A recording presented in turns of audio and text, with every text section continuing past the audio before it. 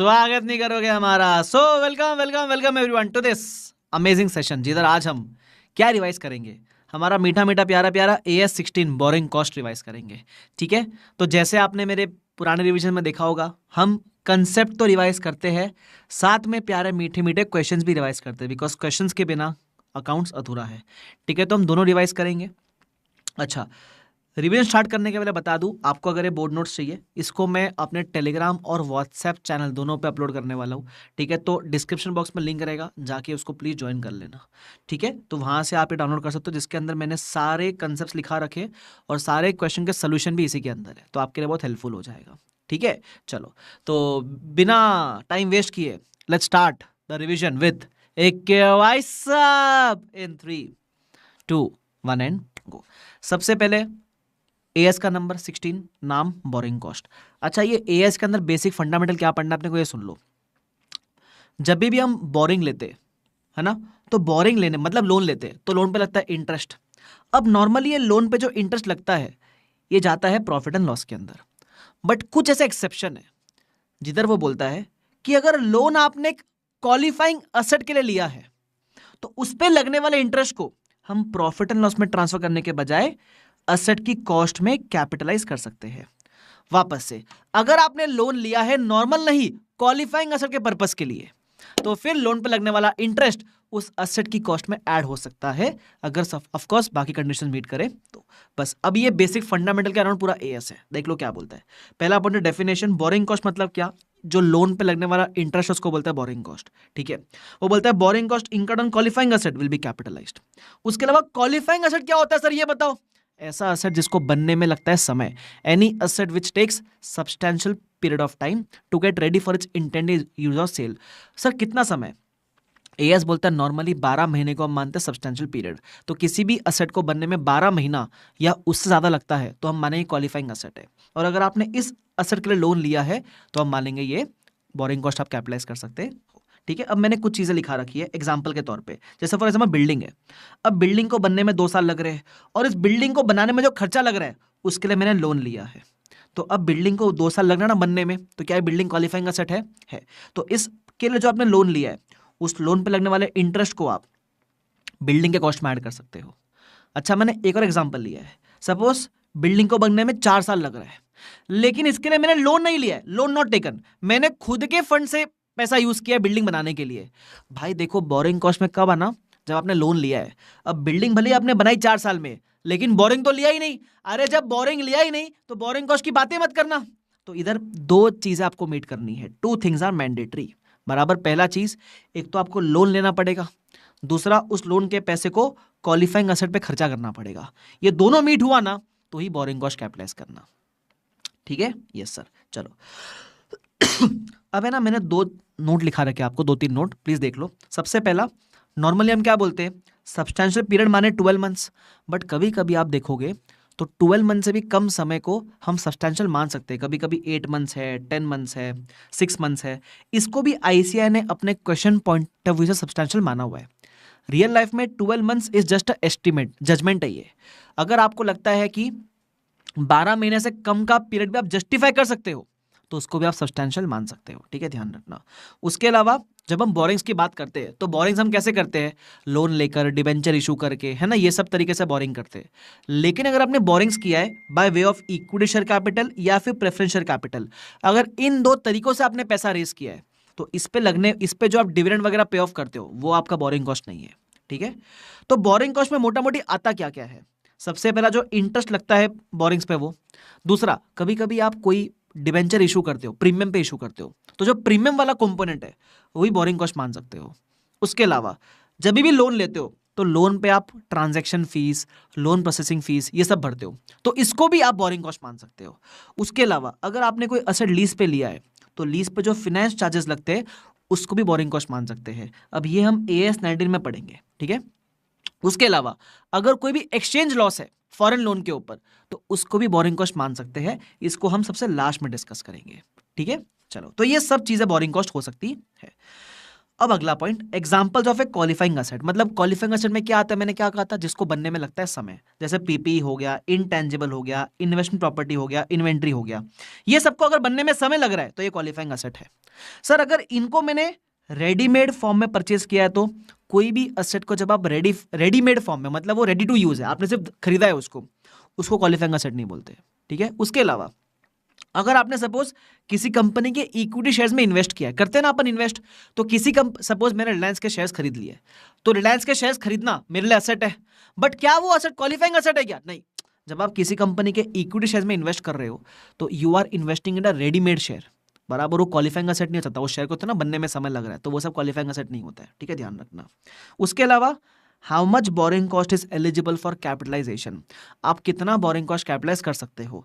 तो ध्यान रखना, जो भी क्वालिफाइंग असेट पे आपने इंटरेस्ट इंकर किया है उसी को कैपिटलाइज करना, बाकी जो बोरिंग कॉस्ट है वो जाएगा पीएनएल के अंदर।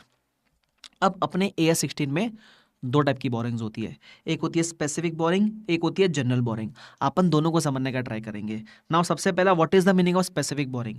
स्पेसिफिक बोरिंग का मतलब होता है ये बोरिंग आपने ली ही for the purpose of qualifying asset होती है, मतलब क्वालिफाइंग असेट को बनाने के लिए ली गई बोरिंग को बोलते हैं स्पेसिफिक बोरिंग।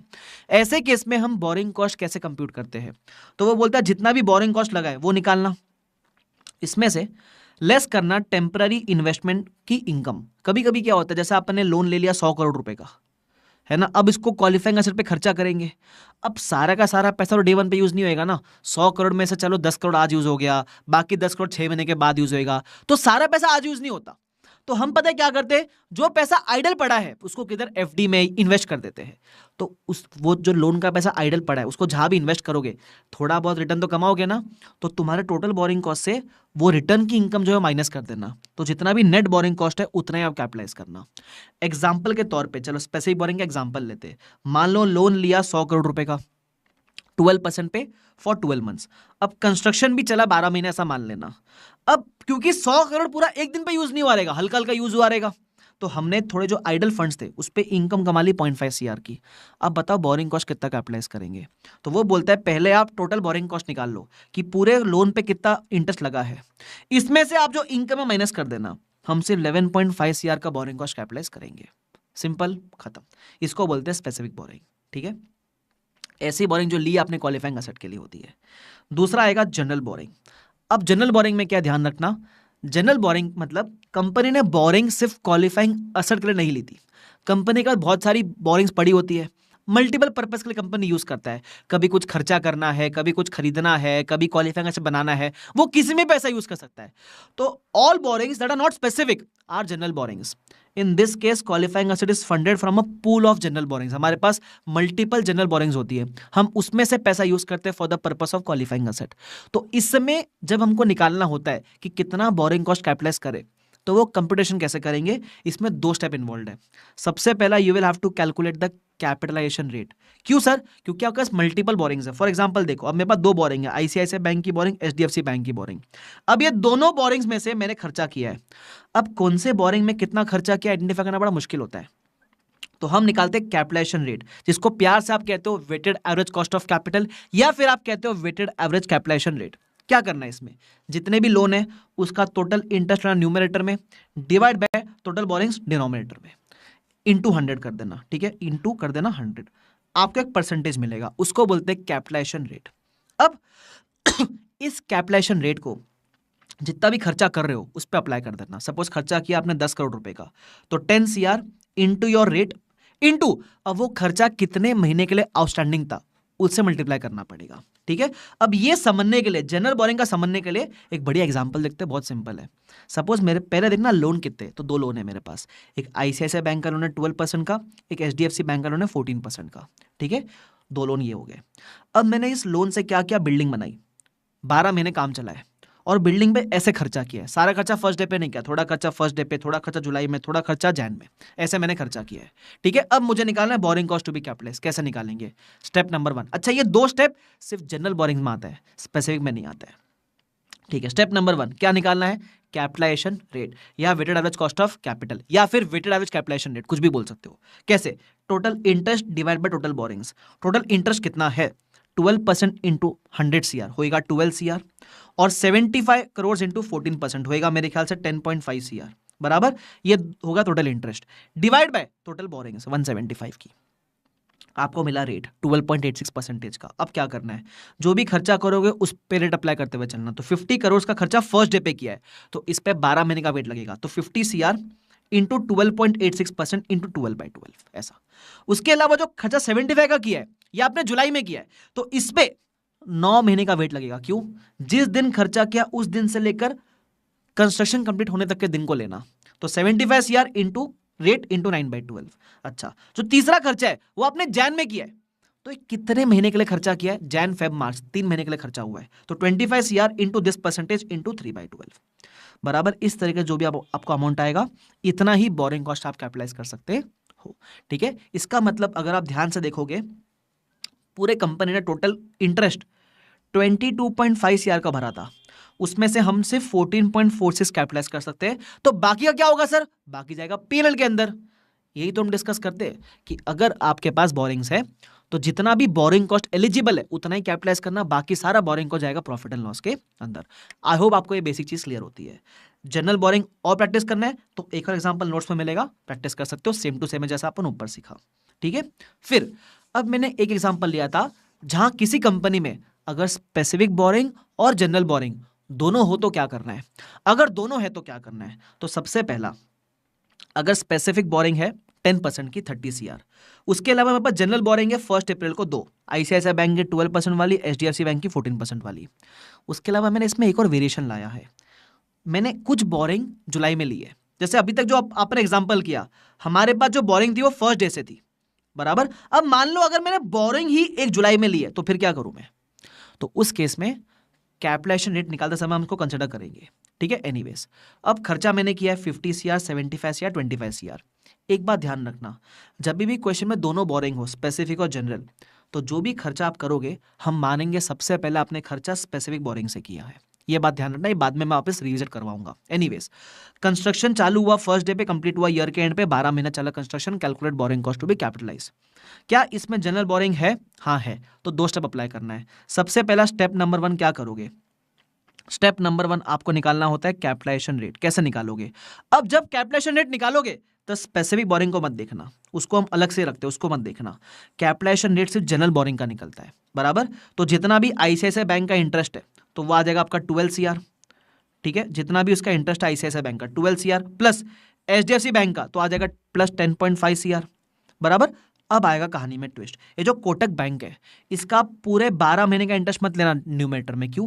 लोन जुलाई में लिया है तो इंटरेस्ट सिर्फ 9 महीने का आएगा, तो 125 इंटू 8% इंटू 9/12 करके लेना। तो अब मैं नीचे किया हुआ ये चीज मैंने, देखो 12 प्लस 10.5 प्लस कोटक का सिर्फ 7.5 लिया, 9 महीने का इंटरेस्ट लिया है, पहला चीज। दूसरा, जब डिनोमिनेटर में बोरिंग्स लोगे ना, when you will take borrowings in the denominator, तो आप लोगे 100 CR, 75 CR, लेकिन जो लोन आपने लिया ही साल के बीच में है उसका बोरिंग्स पे भी आपको मंथ्स का वेट लगाना पड़ेगा। मतलब जैसे ये बोरिंग आपकी जुलाई में आई है तो इस पे भी 9/12 लगेगा, मतलब इसका इंटरेस्ट भी 9 महीने का लिया, इसका प्रिंसिपल भी 9 महीने का लिया।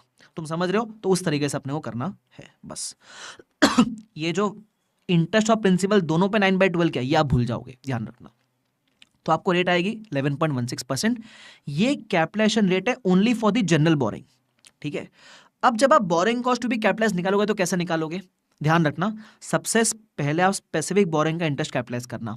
12 महीने काम चला ना, तो स्पेसिफिक बोरिंग जितना भी है उस पर जो भी रेट था 10% का रेट था स्पेसिफिक के ऊपर, इंटू 12/12 इतना बोरिंग कॉस्ट कैपिटलाइज करोगे फॉर स्पेसिफिक बोरिंग। मतलब जितना भी खर्चा किया उसमें से 30 करोड़ हमने स्पेसिफिक बोरिंग यूज किया है। अब जो बचा हुआ खर्चा है वो हम जनरल बोरिंग से करेंगे। तो जब आप निकालोगे फॉर जनरल बोरिंग तो पता है कैसे निकालना, सुनो। जैसे आपका फर्स्ट डे पे भले खर्चा 50 CR का था, but 30 crore have already been funded from specific borrowing, तो यहां आप बैलेंस से 20 CR लेना। तो 20 CR into capitalisation rate into 12/12, खर्चा फर्स्ट डे पे किया था। कुछ खर्चा जुलाई में किया था तो खर्चा इंटू रेट इंटू 9/12, कुछ खर्चा जैन में किया था तो खर्चा इंटू रेट इंटू 3/12। इस तरीके से करना होता है। आई होप आपको ये वाला पॉइंट समझता है, स्पेसिफिक बोरिंग और जनरल बोरिंग वाला। ठीक है, एकदम समझता है सर, कोई दिक्कत वाली बात नहीं है। अब मैं कुछ क्वेश्चन कराऊं उसके पहले मुझे एक और कंसेप्ट डिस्कस करना है, वो है पीरियड ऑफ कैपिटलाइजेशन। अच्छा सुन लो, आपने अब तक क्या क्या पढ़ा है। सबसे पहले बताया बोरिंग कॉस्ट अपने को क्या करना होता है, कैपिटलाइज करना है फॉर क्वालिफाइंग एसेट, बराबर। उसके बाद क्वालिफाइंग एसेट क्या होता है वो आपने डिस्कस किया। फिर हमने डिस्कस किया कि हमारी बोरिंग कितने टाइप की होती है, स्पेसिफिक होती है, जनरल होती है। दोनों केस में बोरिंग कॉस्ट कैपिटलाइज करें वो कैसे निकालेंगे, स्पेसिफिक में directly total interest minus income जो भी होती है वो नेट कैपिटलाइज कर देना। जनरल बोरिंग में कैसे, दो स्टेप, जनरल बोरिंग में दो स्टेप। सबसे पहला step number 1 capitalisation rate, step number 2 खर्चे पे रेट लगाओ इनटू नंबर ऑफ मंथ्स, बराबर। तो आपका जाएगा borrowing cost to be capitalise. देखो रिवीजन के अंदर भी रिवीजन करवा दिया, क्योंकि एक के वाई साहब। अब आओ पीरियड ऑफ कैपिटलाइजेशन, कितने समय का बोरिंग कॉस्ट कैपिटलाइज करेंगे, ये क्यों आया सुनना। सपोज आपने लोन 5 साल का लिया है, लेकिन क्वालिफाइंग एसेट का कंस्ट्रक्शन 2 साल ही चला है, तो आप होशियार चंद की तरह पूरे 5 साल का बोरिंग कॉस्ट कैपिटलाइज नहीं कर सकते। जितना समय चला होता है कंस्ट्रक्शन, उतने समय का ही borrowing cost you can capitalise. मतलब दो साल चला है काम, तो 2 साल का बोरिंग कॉस्ट आप कैपिटलाइज करोगे, बाकी सारा बोरिंग कॉस्ट इंटरेस्ट जाएगा प्रॉफिट एंड लॉस के अंदर। तो इसको बोलते हैं पीरियड ऑफ कैपिटलाइजेशन, बराबर। तो इसमें 3 चीजें, पहला कमेंसमेंट, फिर सस्पेंशन, फिर cessation. Now what is the meaning of commencement, borrowing cost का कैपिटलाइजेशन शुरू कब होगा, वो जब 3 कंडीशन मीट करेगा तो शुरू करना है। All 3 are to be met. सबसे पहला, खर्चा इंकर होना शुरू हो जाना चाहिए। दूसरा, एक्टिविटीज मतलब काम शुरू हो जाना चाहिए। और तीसरा, बोरिंग कॉस्ट लगना भी शुरू हो जाना चाहिए। First is expenditure on qualifying asset has been incurred. Second, activities that are necessary have been started. Third, borrowing cost is incurred. Now when I talk about activities, तो इसमें सिर्फ फिजिकल वर्क नहीं, इसमें प्लानिंग का काम, preparation वाला काम, technical work, registration work, वो सब भी आ जाएगा। तो अगर वो काम भी शुरू हुआ है तो हम मानेंगे आपका ये कंडीशन मीट हो गया है। अब एग्जांपल के तौर पे देखो, सपोज 1 अप्रैल को एक्सपेंडिचर हो गया, 1 मई को लोन लिया, तो उस दिन से बोरिंग कॉस्ट होना शुरू हो गया। और 1 जून से मैंने थोड़ा बहुत रजिस्ट्रेशन वाला काम शुरू किया, तो खर्चा भी लग गया, बोरिंग कॉस्ट भी लग गया और काम भी शुरू हो गया। तो मैं जो लेटेस्ट डेट है, लेटर वाली डेट, वो कंसिडर करूंगा 1 जून। तो मैं 1 जून से चालू करूंगा कमेंसमेंट ऑफ कैपिटलाइजेशन। अच्छा, इसमें मैंने एक और इन्फॉर्मेशन दी है कि मेरा फिजिकल काम जुलाई में शुरू हुआ। फिजिकल काम से मुझे फर्क नहीं पड़ता, छोटा मोटा काम भी शुरू हुआ है ना, तो हम मानेंगे वर्क है स्टार्टेड, बराबर। तो all are to be met. तो जब सारे मीट करेंगे हम बोलेंगे इस दिन से आप कैपिटलाइजेशन शुरू कर सकते हो, पहला चीज। सेकेंड आता है सस्पेंशन। सस्पेंशन का मतलब क्या होता है, कुछ समय के लिए हम बोरिंग कॉस्ट कैपिटलाइज करना बंद कर देते हैं फॉर अ टेम्पररी पीरियड, उसको बोलते हैं सस्पेंशन। जैसे फॉर एग्जांपल होता है ना, स्कूल में सस्पेंड कर दिया, तो सस्पेंड मतलब ही नहीं होता स्कूल से निकाल ही दिया हमेशा के लिए, कुछ दिनों के लिए आपको बोला स्कूल मत आना, सस्पेंड किया। क्यों, मस्ती करी आपने, वैसे ही इन लोग जब मस्ती करेंगे बीच में तो सस्पेंड। अब वो मस्ती में क्या सुनना, capitalisation should be suspended during extended period if active development is not taking place. अब ये इतना भारी शब्द में लिखा है सर, समझा ही नहीं। एग्जांपल देखो, सपोज कंस्ट्रक्शन चालू हुआ अप्रैल में, खत्म हुआ मार्च 13 में, तो 2 साल चला है कंस्ट्रक्शन, 24 मंथ्स। लेकिन बीच में 1 महीना ऐसा था जहां वर्कर लोग स्ट्राइक पे चले गए थे, भूख हड़ताल पे, बोले नहीं करेंगे, मजदूरी नहीं करेंगे, तो 1 महीने काम नहीं चल रहा था। तो इस समय क्या असेट पे कोई डेवलपमेंट हो रही थी, नहीं, पूरा काम रुका हुआ था। तो out of the 2 years that is 24 months, आप सिर्फ 23 मंथ्स का इंटरेस्ट कैपिटलाइज करोगे। जिस 1 महीने काम नहीं चल रहा था, उस 1 महीने का इंटरेस्ट हम सस्पेंड करेंगे, उस 1 महीने का कैपिटलाइजेशन सस्पेंड करेंगे, तो उसका इंटरेस्ट जाएगा प्रॉफिट एंड लॉस के अंदर। ये पहला एग्जांपल है। दूसरा एग्जांपल, कभी कभी क्या होता है, कंस्ट्रक्शन हो रहा है ब्रिज का, अब काम चालू हुआ अप्रैल 11 में, खत्म हुआ 13 में, लेकिन क्या हुआ, 1 महीने काम रुका हुआ था। क्यों रुका हुआ था, वर्कर लोग स्ट्राइक पे गए इसलिए क्या, नहीं, आप ब्रिज बना रहे हो ना, तो कभी कभी वाटर लेवल्स बड़े हाई होते हैं, हाई टाइड्स होती है, कभी कभी ब्रिज को सूखने के लिए समय देना पड़ता है, 2-3 पिलर बनाया, सूखने को रखा है, समय दे रहे हैं, बराबर।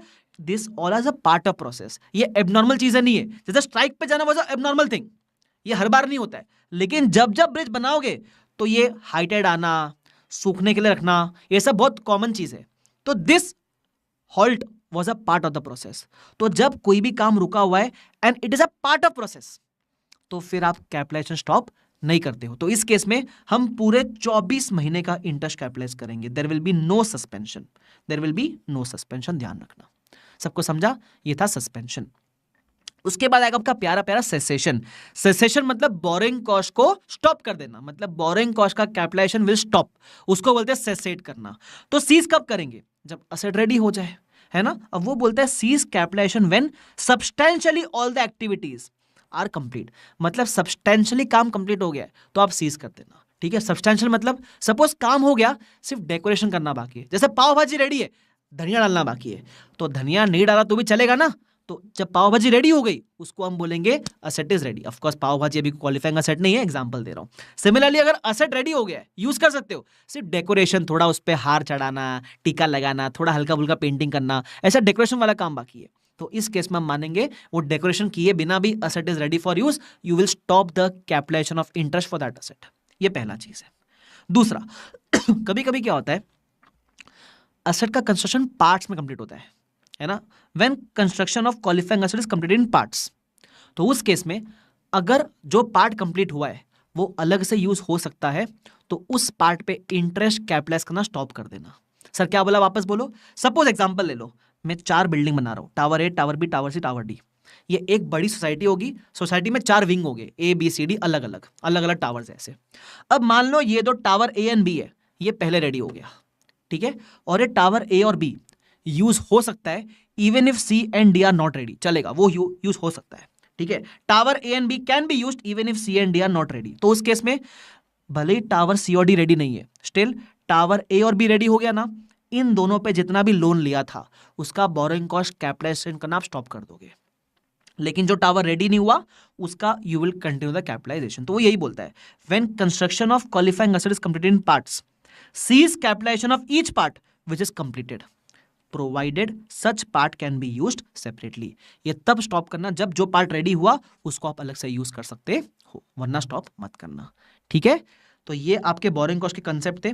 कंसेप्ट में मेरा एक ही कंसेप्ट पढ़ाना बचा है, वो है एक्सचेंज लॉस वाला कंसेप्ट, ठीक है। वो तो मैं आपको आगे करवा दूंगा एक्सचेंज लॉस वाला। बाकी बोरिंग कॉस्ट में कंसेप्ट इतना ही है, बट बोरिंग कॉस्ट में सबसे शानदार चीज है क्वेश्चंस का लेवल तगड़ा है। क्वेश्चंस को अच्छे से रिवाइज करेंगे, समय देकर रिवाइज करेंगे, प्लीज मेरे साथ बने रहना, ठीक है। मैं आपको बताता भी चलूंगा अच्छे अच्छे क्वेश्चंस कौन से हैं। सबसे पहला, इसमें क्वेश्चन 2-3 टाइप के हैं, कुछ तो सीधा स्पेसिफिक जनरल बोरिंग वाले, कुछ अलग टाइप के क्वेश्चंस भी है। एक बार देखो, सबसे पहला क्वेश्चन क्या है, बोलते हैं लोन है 120 लाख का, ठीक है। अब ये लोन का जो पैसा है मैंने कहाँ का यूज किया है, कंस्ट्रक्शन और शेड में यूज किया है, ये तो क्वालिफाइंग असेट है। मशीन के परचेज में यूज किया है, जब आप रेडीमेड मशीन परचेज करते हो वो क्वालिफाइंग नहीं है। वर्किंग कैपिटल में यूज किया, मतलब डे टू डे एक्सपेंस में बुक किया है, क्वालिफाइंग नहीं है। अच्छा, ट्रक खरीदने के लिए एडवांस दिया है, अब ट्रक खरीद रहे हो, रेडीमेड ट्रक है, क्वालिफाइंग नहीं है। तो अगर आपने लोन लिया 4 चीज के लिए, लेकिन क्वालिफाइंग असेट तो इसमें से एक ही है, तो सिर्फ प्रोपोर्शनेट इंटरेस्ट आप कैपिटलाइज करोगे। अब यहां आपको इंटरेस्ट का अमाउंट दिया था 18 लाख, तो ये क्वेश्चन कोई स्पेसिफिक या जनरल बोरिंग का क्वेश्चन नहीं है। यहां बोला है कि लोन लिया 4 चीज के लिए, 4 में वो लोन का इंटरेस्ट इतना है, अब मैं इंटरेस्ट कितना कैपिटलाइज करूंगा। तो इसका एक फॉर्मेट ध्यान रखो, बड़ा सिंपल सा फॉर्मेट है। सबसे पहले ना थोड़ा ज्ञान दिया करो, AS 16 क्या बोलता है बोरिंग कॉस्ट के बारे में, कब कैपिटलाइज करना है, कितना कैपिटलाइज करना है, ओन वर्ड्स में। फिर आप लिखोगे पर्पस, जो कंस्ट्रक्शन ऑफ शेड है वो क्वालिफाइंग असेट है, तो जितना भी प्रोपोर्शन इंटरेस्ट है कैसे निकालेंगे, 18 लाख का इंटरेस्ट है बराबर इनटू कितना खर्चा किया 50 लाख डिवाइड बाय टोटल खर्चा इज 120 लाख, तो आपको मिलेगा proportionate interest for the construction of shed, इतना आप कैपिटलाइज कर सकते हो बराबर। तो देखो मैंने ऐसे निकाला 18 इंटू 50 डिवाइड बाय 120, इतना इंटरेस्ट कैपिटलाइज, ये तीसरा कॉलम है। चौथा कॉलम रहेगा इंटरेस्ट चार्ज टू P&L, तो जो भी क्वालिफाइंग असेट नहीं है उसका जितना भी प्रोपोर्शन इंटरेस्ट है सेम तरीके से निकालोगे, बस फर्क इतना है वो इस कॉलम में दिखेगा, समझा, दैट्स इट। ये आपका इलस्ट्रेशन नंबर 1 था जो आपने किया है, ठीक है। ऐसे बहुत सारे सेम क्वेश्चन है, वो मैं दिखा दूंगा जब आएगा वो सेम क्वेश्चन, ठीक है। चलो उसके अलावा मेरे ख्याल से एक सेम क्वेश्चन और दिखा दूं मैं आपको, एक same to same question number 3 भी है, तो सिमिलर क्वेश्चन पहले दिखा दूं आपको मैं, तो मैं आपको क्या लिंकेज बिठा पाऊंगा ना, आ जाओ। मेरे किताब का क्वेश्चन नंबर 3। अच्छा, आपको अगर क्वेश्चन बैंक भी चाहिए ना, मैं नॉर्मली क्वेश्चन बैंक नहीं अपलोड कर रहा हूँ PDF फॉर्म में। If you want chapter wise ऐसा क्वेश्चन बैंक वगैरह का जरूरत, आपको क्वेश्चन नहीं मिलता आपकी किताब में, तो मुझे बता देना, मैं कोशिश करूंगा, मुझे कमेंट सेक्शन में डाल देना, ठीक है। एनीवेज यहाँ आ जाओ, क्वेश्चन नंबर 3 सेम चीज़ है, यहाँ भी लोन लिया है 3 आइटम के लिए, पहला क्वालिफाइंग है बाकी 2 नहीं है, बस यहाँ फर्क इतना है इंटरेस्ट लगा 11 लाख से, बट जो लोन लिया है उस पर कुछ इंटरेस्ट इनकम भी कमाया है हमने, उसमें कुछ इंटरेस्ट इनकम भी कमाया है। तो यहां जब आप इंटरेस्ट बाइफिकेट करोगे तो 11 लाख को तीनों के अंदर मत बांटना, 11 लाख तो इंटरेस्ट की एक्सपेंस थी, उसमें से 2 लाख तो आपने इनकम कमा लिया, तो आपसे 9 लाख को बांटोगे, तो अगर आप देखोगे तो मैंने क्वेश्चन नंबर 3 में 9 लाख को बांटा है between qualifying asset and not qualifying assets, ध्यान रखना। क्लियर है वाला पार्ट? ये एक और टाइप का क्वेश्चन था, ठीक है। ऐसा और भी क्वेश्चन है वो सेम सेम है, मैं तुमको चाहिए तो दिखा देता हूँ। जैसे चलो बाद में कर लेंगे, अपन अब लाइन से आ रहे हैं। मैं तुमको समझा ये वाला पार्ट क्या? Yes sir. आ जाओ, अब आएगा क्वेश्चन नंबर 2। ये क्वेश्चन मैंने ऑलरेडी आपको कंसेप्ट में कवर करवा दिया, फिर भी रिवाइज करवाऊंगा। कौन सा क्वेश्चन है पता है? रिवाइज करते समय बताया था, जहां स्पेसिफिक और जनरल बोरिंग दोनों है, बराबर। तो पहले जो भी पैसा यूज करोगे वो स्पेसिफिक का यूज करेंगे, बाद में जनरल का यूज करेंगे। अब इसमें क्या, 2 लोन है और इस तरीके से खर्चा किया हुआ है। अच्छा, किस दिन पे खर्चा किया वो दिया हुआ नहीं था, जब नहीं दिया हुआ है तो मान लेना फर्स्ट डे पे खर्चा किया है, ठीक है। यहां बिल्डिंग रेडी कब हो गई? बिल्डिंग रेडी हुई है साल के एंड पे, यहाँ दिसंबर ईयर एंड है, ठीक है। तो 12 महीने काम चला है पूरा। तो ऐसे क्वेश्चन को सॉल्व कैसे करने का, सबसे पहले मैंने क्या सिखाया था, कैलकुलेशन रेट निकालो। देखो यहाँ मैंने थियरी लिख के दिया हुआ नहीं है, बट हर क्वेश्चन में 2-4 लाइन का ज्ञान देने का पहले, ठीक है। अब सबसे पहले क्या करेंगे, कैलकुलेशन रेट निकालेंगे। Total interest divide by total borings. दोनों लोन फर्स्ट डे पे थे तो निकाल लो interest, 5 lakh into 11%, 9 lakh into 13% divide by total borings, बराबर। इस तरीके से आपको रेट आएगा। अब इस रेट को अपन खर्चे पे अप्लाई करेंगे, लेकिन आपने पहला खर्चा किया 2 लाख रुपए का, स्पेसिफिक बोरिंग मेरे पास 1 लाख की पड़ी है, तो हम सबसे पहले स्पेसिफिक बोरिंग का पैसा यूज करेंगे, बराबर। तो हम क्या बोलेंगे, देख लो इधर, सबसे पहले स्पेसिफिक बोरिंग जितना भी लोन है इंटू 10% इंटू 12/12, इतना आप बोरिंग कॉस्ट कैपिटलाइज कर लेना, इसको बोल देना ए। फिर आप निकालोगे जनरल बोरिंग। अब पहला खर्चा आपने 2 लाख का किया है, बट 2 लाख मत लेना, क्योंकि 2 लाख में से 1 लाख स्पेसिफिक बोरिंग ने फंड कर लिया था, तो बचा हुआ 1 लाख इंटू रेट इंटू 12/12। फिर जब भी खर्चा किया उस हिसाब से मंथ्स में ले लेना, आपको मिलेगा जनरल बोरिंग का इंटरेस्ट टू बी कैपिटलाइज्ड।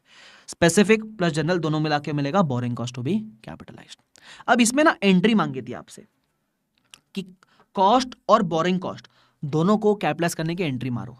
तो सबसे पहले देख लो टोटल खर्चा कितना हुआ है, तो 2 लाख प्लस 2.5, 4.5 प्लस 4.5, 9 प्लस 1.2, मेरे ख्याल से 10.2 लाख का खर्चा हुआ है, प्लस ये जो इंटरेस्ट आप कैपिटलाइज करोगे, ये दोनों की कंबाइन एंट्री मार देने का, 10.2 प्लस 74,189, ये दोनों मिला के आप एंट्री मारोगे building account debit to cash bank account. Simple. Of course I am assuming कि मैंने इंटरेस्ट पे ऑफ कर दिया है, ठीक है। ये था क्वेश्चन नंबर 2, शानदार क्वेश्चन करके जाना भाई साहब।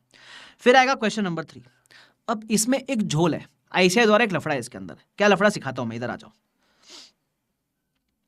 क्वेश्चन नंबर 3 ये रहा, सुनना। इधर हुआ क्या है, एक आपको है ना बेसिक तरीके से समझाता हूं।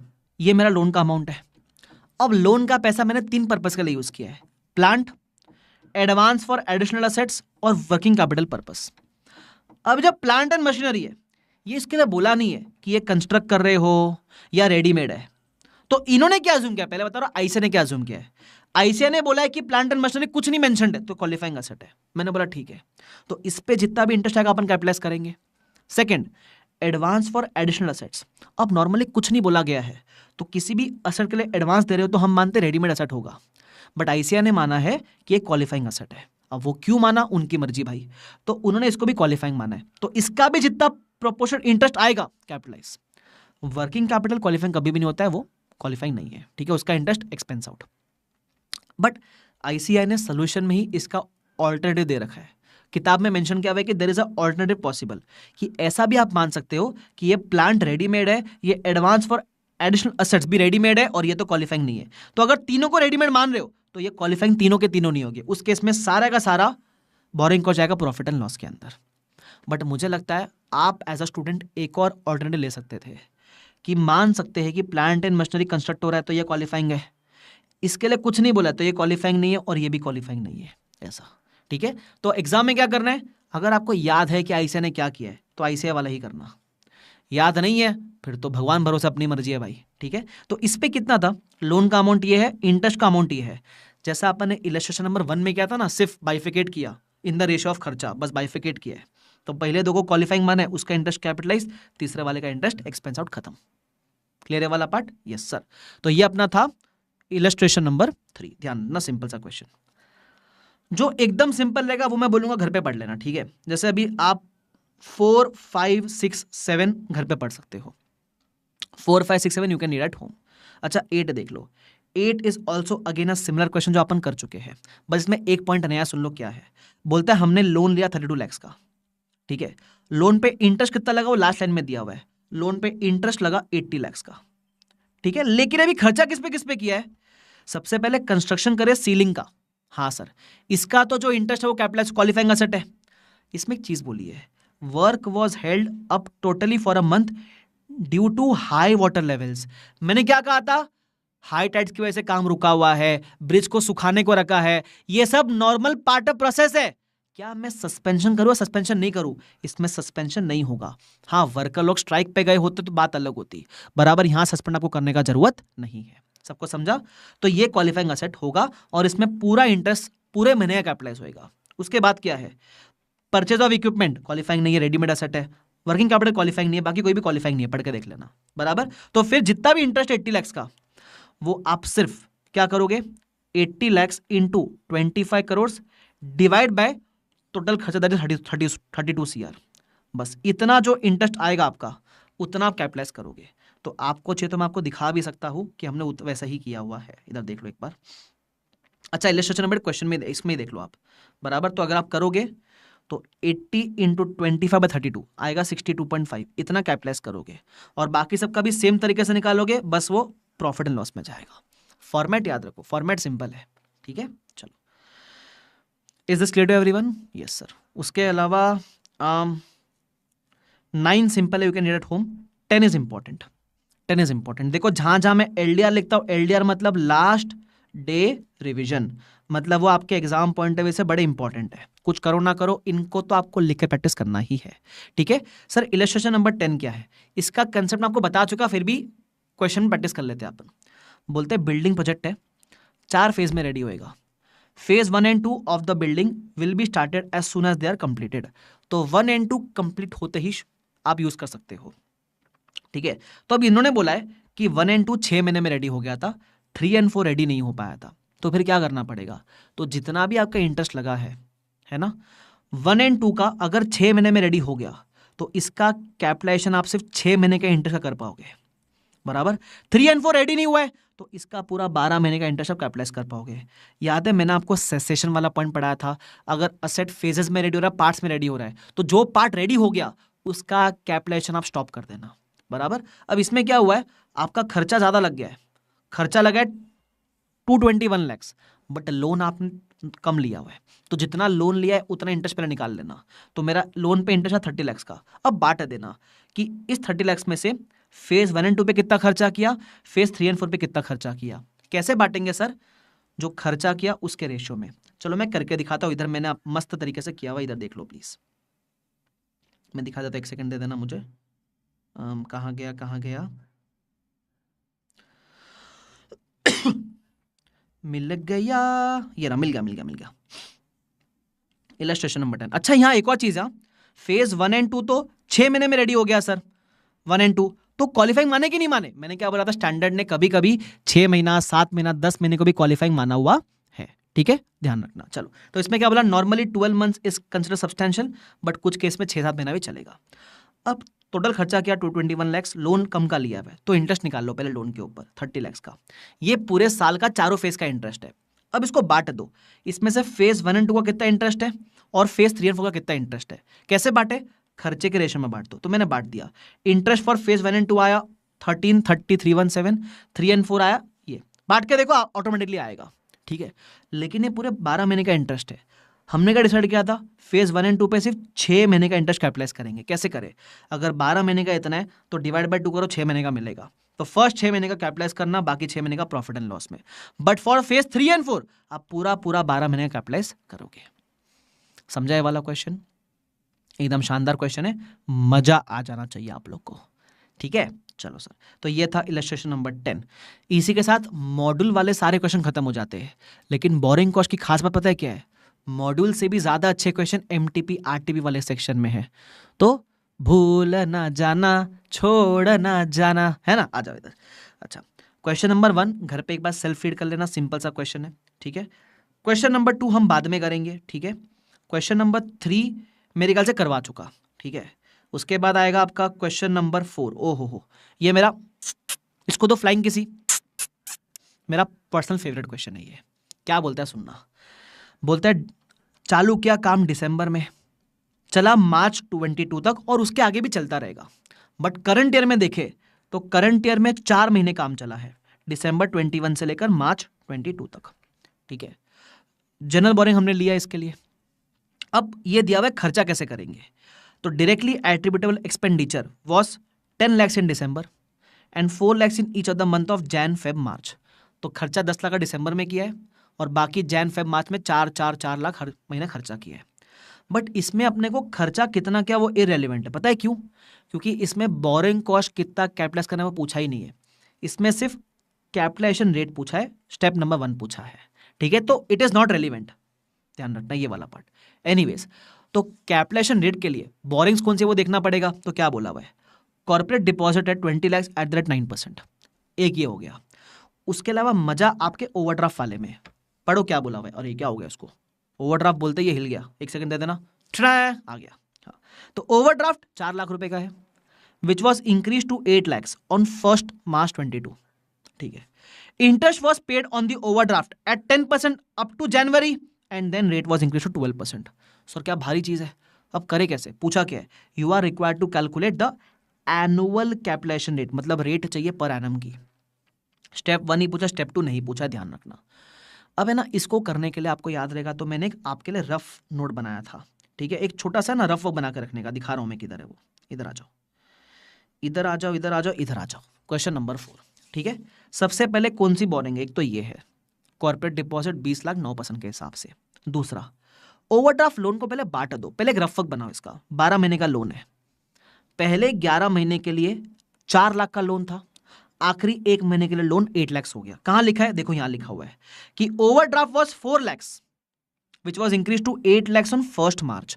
मतलब पहले 11 महीने के लिए लोन वॉज 4 lakhs और सिर्फ मार्च के महीने में लोन इज 8 lakhs, पहला चीज।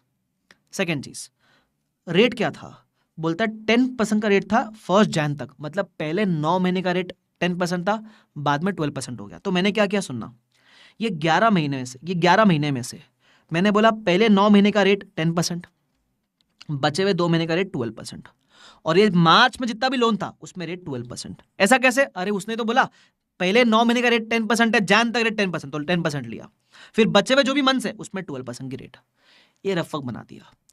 अब मुझे निकालना है कैपिटलाइजेशन रेट, तो उसमें न्यूमेरेटर में चाहिए total interest divide by total borings. अब कैसे करूं, इसके लिए बनाओ वर्किंग नोट। सबसे पहला वर्किंग नोट नंबर 1, जो पहला लोन था 20 lakhs 9% इंटू 12/12, इसका इंटरेस्ट मिलेगा मुझे 20 lakhs इंटू 9% इंटू 12/12, ये इंटरेस्ट आ गया। ये तो ईजी है, मजा किधर है, मजा इसमें है। तो इसको भी बांटो, तोड़ो इसको अलग अलग। पहला सेक्शन 4 lakhs का लोन था 10% के हिसाब से फॉर 9 months, तो मैंने ऐसा बोला 4 lakhs इंटू 10% इंटू 9/12। दूसरा, फिर सेकेंड हिस्सा 4 लाख का लोन था 12% के लिए फॉर 2 months, तो मैंने बोला 4 lakhs इंटू 12% इंटू 2/12। फिर तीसरा हिस्सा 8 lakhs का लोन था for 1 month eight the rate 12%, तो मैंने बोला 8 lakhs इंटू 12% इंटू 1/12। ऐसा तोड़ दिया मैंने इसको हिस्से में, बस आपको इंटरेस्ट मिल गया टोटल। ठीक है, न्यूमरेटर मिल गया। अब डिनोमिनेटर कैसे करेंगे, एज इट इज उठा के कॉपी कर देना, बस रेट निकाल देना बीच में से, रेट नहीं चाहिए अपने को। क्या बोला, एज इट इज उठा के कॉपी कर लेना, बस रेट मत लिखना। मैंने देखो यही किया है, सब सेम लिखा है सिर्फ रेट नहीं लिखी है, सब सेम लिखा है बस रेट नहीं लिखी है। तो आपको मिलेगा टोटल बोरिंग्स वेटेड एवरेज, बस इंटरेस्ट डिवाइड बाय बोरिंग्स मिलेगा आपको रेट। ये क्वेश्चन पे मैंने खासा स्लो गया हूं ताकि आप पहले भी पढ़ रखे हो तो आपको चीजें रिकॉल हो जाए। ठीक है, आई होप आपको समझता है ये वाला पार्ट। मजा आ गया सर, आगे बढ़ो सर। तो ये था question number 4। Question number 5 you can do at home, it is relatively very simple. Same with question number 6 you can do at home. Question number 7 पे आ जाओ। ठीक है, ये भी सिंपल क्वेश्चन है बट देख लेते हैं क्या बोलता है। बोलता है expert limited issued 12% debentures of 100 lakhs। ठीक है, ऑन 1 June 21। इशू कब किया है, जून में इशू किया है। ठीक है, ध्यान रखना, मतलब पूरे साल के लिए नहीं, यहां से 10 महीने के लिए इंटरेस्ट आएगा। 10 महीना कैसे, जून से मार्च तक गिनो आएगा तुमको। तो इंटरेस्ट कितना हो गया, 100 lakhs इंटू 12% इंटू 10/12, 10 लाख का इंटरेस्ट हो गया। Money raised from debentures were to utilised. अब वही है कि पहले क्वालिफाइंग पे किया, बाकी 4 क्वालिफाइंग नहीं है। ठीक है, तो इसका प्रोपोर्शनेट इंटरेस्ट आप कैपिटलाइज कर सकते हो। अब इसमें थोड़ा सा आइडल इनकम भी कमाया आपने, तो आपका एक्सपेंस है 10 लाख का इंटरेस्ट माइनस 50,000 कमा भी लिया, तो जब बांटोगे तो सिर्फ 9,50,000 बांटना आप। ठीक है, ध्यान रखना। उसके अलावा क्या बोलता है, in March construction of the factory was not completed, वो कोई बात नहीं, बट हमको मार्च तक का इंटरेस्ट निकालना है, ईयर एंड तक का इंटरेस्ट निकालना है, ठीक है, ध्यान रखना। वो नीचे बाकी इन्फॉर्मेशन दिया हुआ है कि बाकी के क्वालिफाइंग असेट नहीं है, ये क्वालिफाइंग असेट है करके। एनीवेज, तो इसके सोल्यूशन में कोई खासा फर्क होने वाला है नहीं, एकदम सिंपल सोल्यूशन है। तुमको चलो एक बार दिखा देता हूँ मैं तुमको। क्वेश्चन नंबर 7 ना, क्वेश्चन नंबर 7 ये रहा, देखो। पहले मैंने थोड़ा ज्ञान दिया, फिर बोला इंटरेस्ट 10 लाख, जो इनकम में माइनस किया 9,50,000। अब रेशो में बांट दो, तो जितना बिल्डिंग में आएगा वो कैपिटलाइज, बाकी सारे के सारे पीएनएल वाले कॉलम में चले जाएंगे। सबको समझा? बस, और कुछ है नहीं इसके अंदर, खत्म हो गया क्वेश्चन। उसके बाद question number 8 is very similar to question number 1 and 3। ये आप रेफर करोगे, समझ जाएगा, बड़ा सिंपल सा क्वेश्चन है, ठीक है। मतलब ये सिमिलर है, वही एक क्वालिफाइंग है बाकी क्वालिफाइंग नहीं है, तो खर्चा बांटना है, सिंपल तो काम है वो।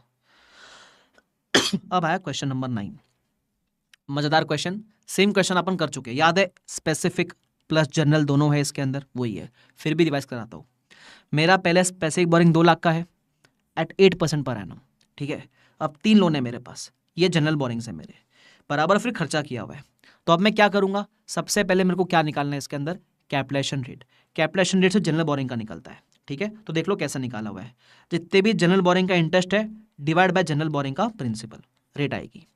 अब आप borrowing cost to be capitalise निकालोगे, सबसे पहले स्पेसिफिक बोरिंग का निकालना, जितना भी लोन है इंटू 8% इंटू 12/12, तो करना लोन इंटू 8% इंटू 12/12, ये तो खुला खुला कैपिटलाइज कर देना, ठीक है।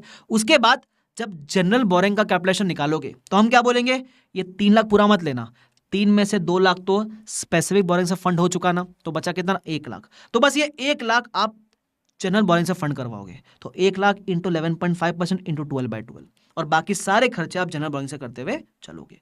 तो बस मैंने वही किया इस तरीके से, दैट्स इट, खत्म।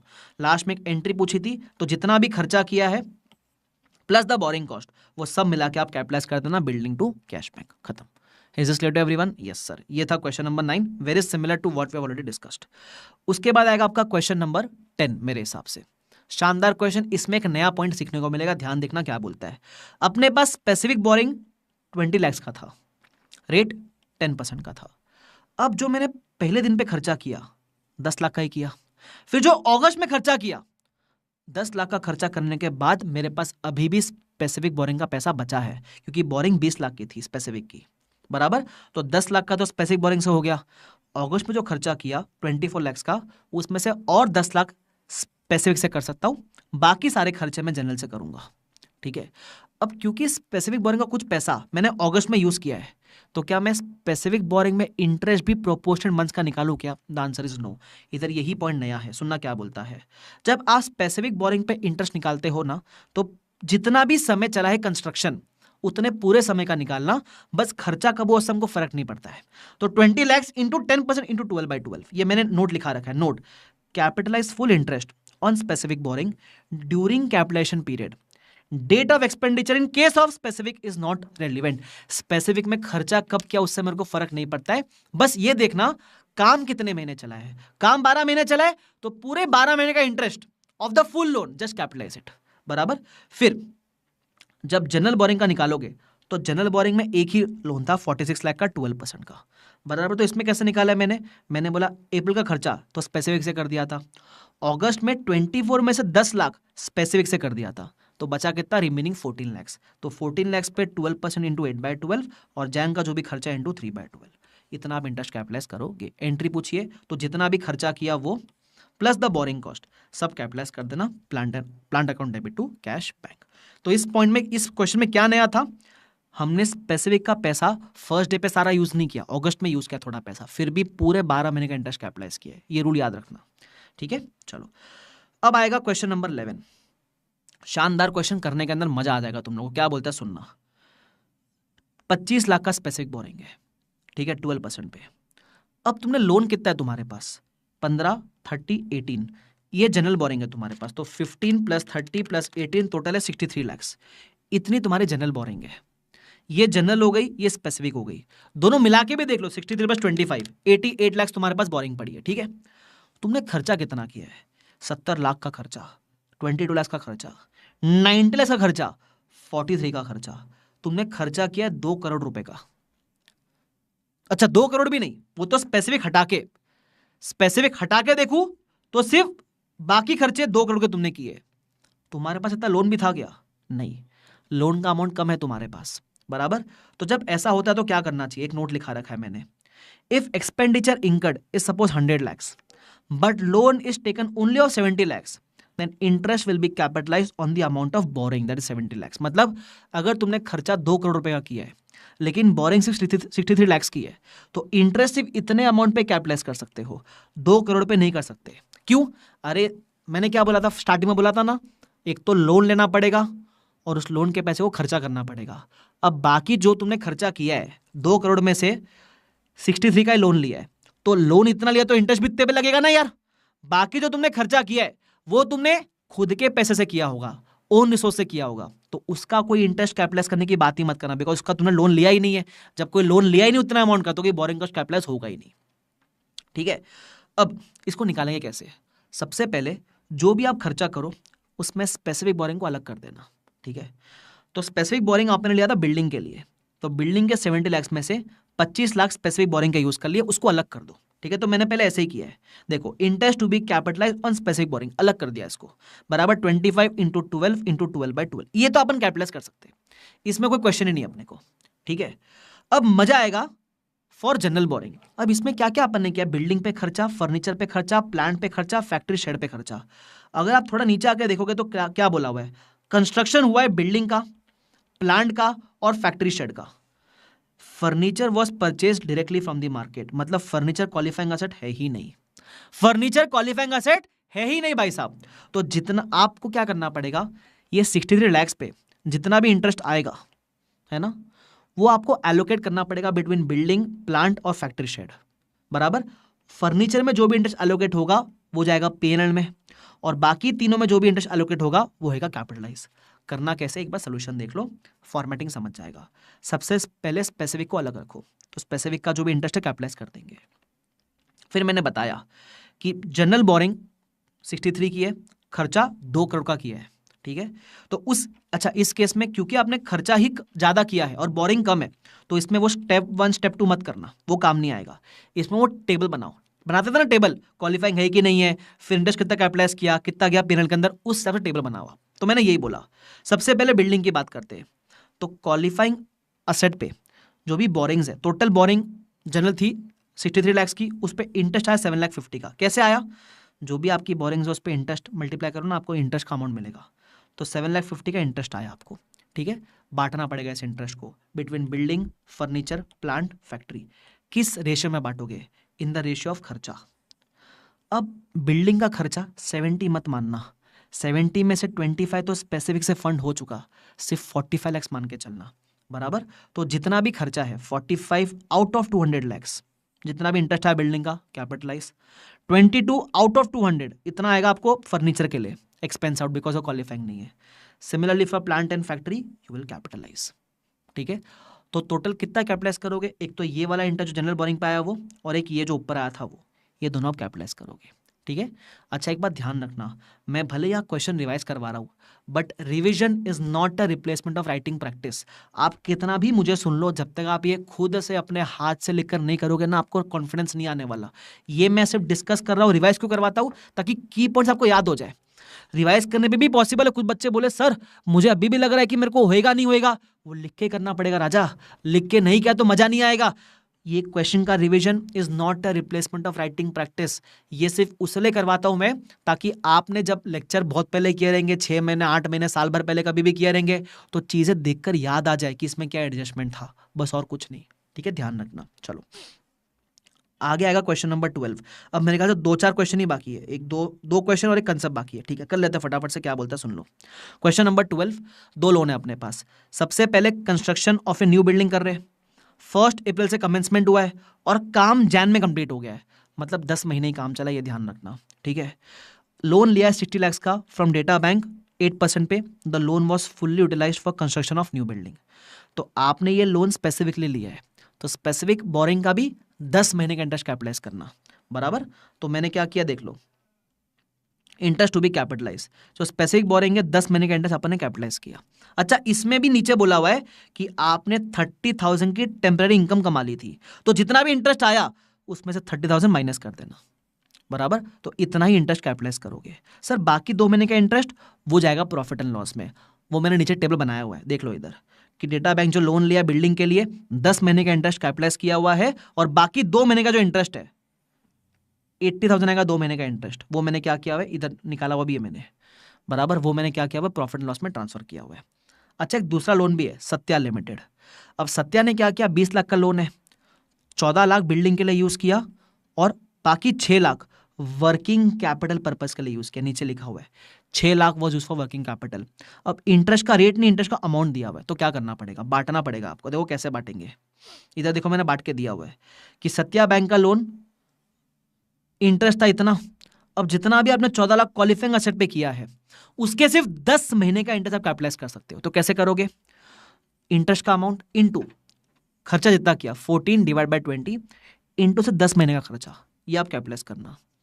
बाकी 2 महीने का, क्योंकि काम ही 10 महीने चला है तो 10 महीने का कैपिटलाइज करोगे, बाकी 2 महीने का प्रॉफिट एंड लॉस में, तो 1,92,000 इंटू 14/20 इंटू 2/12, बराबर। ये बिल्डिंग का बात किया, दूसरे लोन का।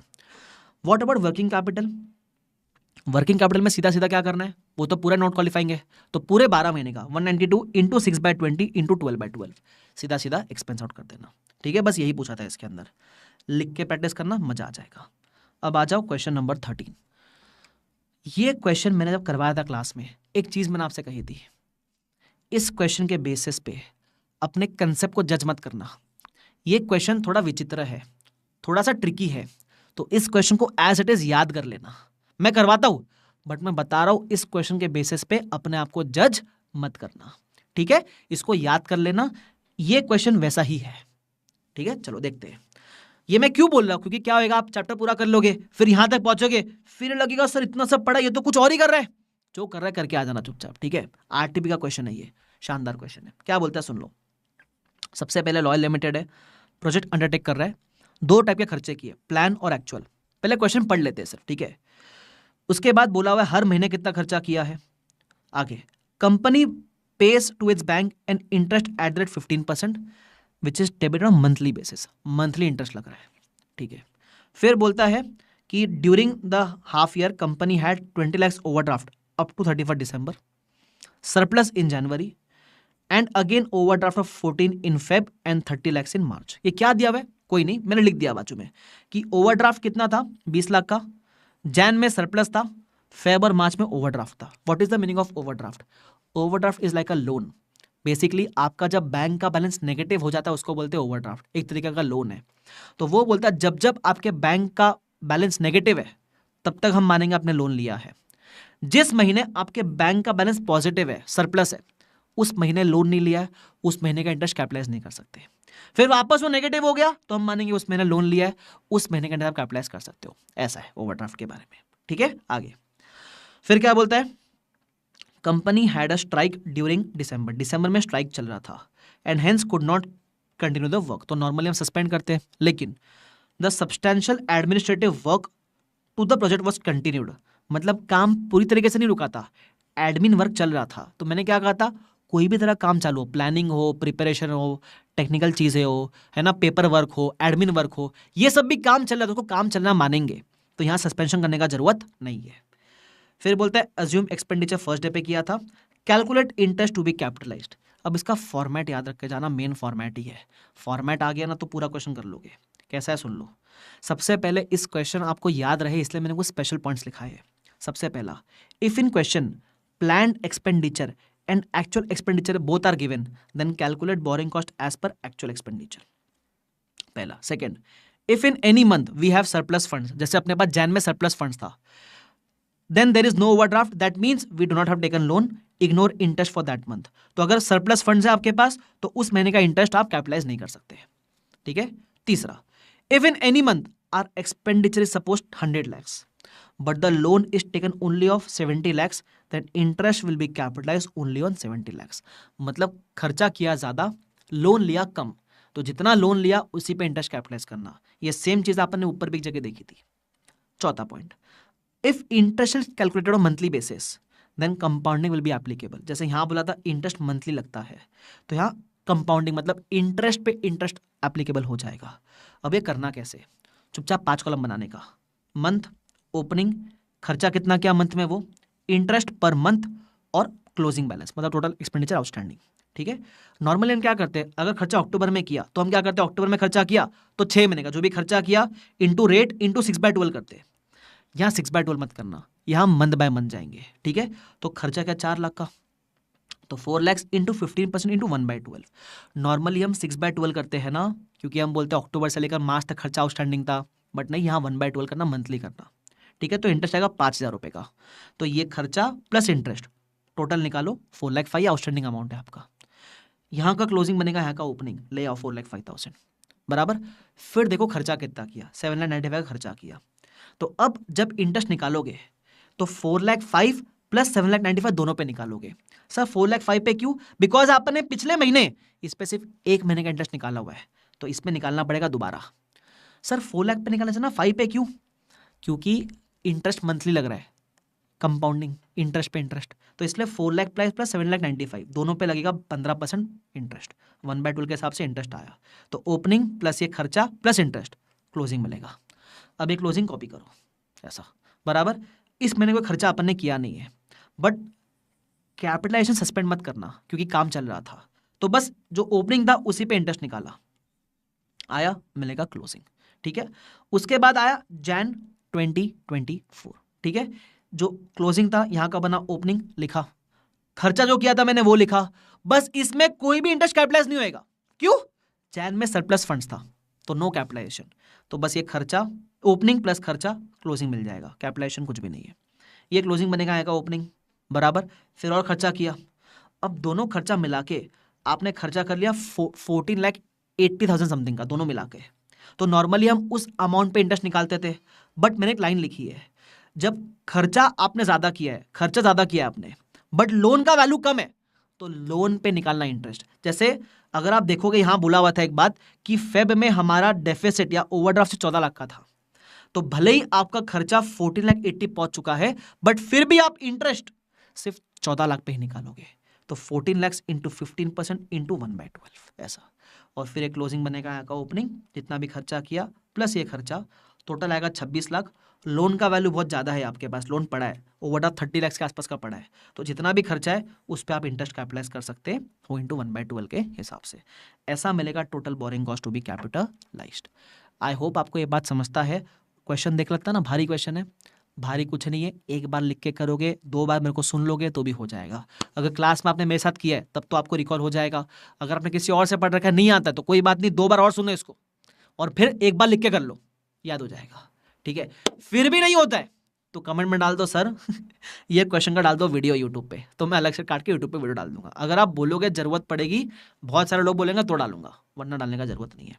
ठीक है, चलो वैसे भी बोर्ड नोट्स तो है ही, तो देख के प्रैक्टिस कर लेना इसको। अब आ रहा है इस एएस का आखिरी concept, exchange loss on loan taken for a qualifying asset in foreign currency.